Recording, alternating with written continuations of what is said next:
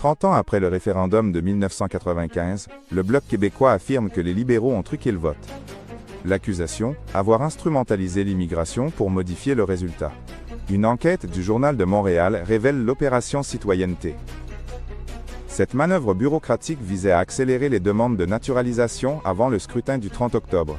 Selon Sergio Marchi, ministre de l'Immigration en 1995, Jean Chrétien lui a demandé d'accélérer les dossiers. Le référendum approche et les gens veulent voter, lui aurait dit le Premier ministre.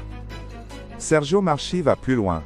L'auteur rapporte que l'ancien ministre admet que cette manœuvre a influencé le résultat très serré. Cela a fait une différence en faveur du Canada, confirme-t-il. Les données du devoir sont éloquentes. Le nombre de citoyennetés accordées au Québec bondit de 87% entre 1993 et 1995, passant de 23 799 à 43 855 certificats.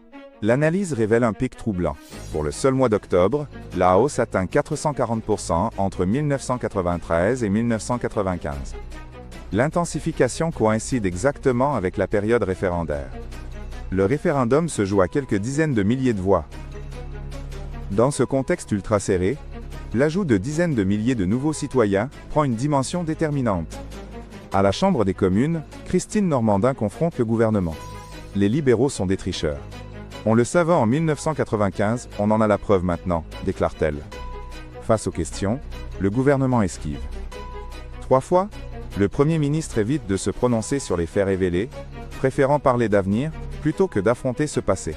Selon l'auteur, ces révélations remettent en question la validité du scrutin. Une démocratie peut-elle accepter qu'un gouvernement manipule qui vote pour influencer l'issue d'un référendum sur son propre avenir ?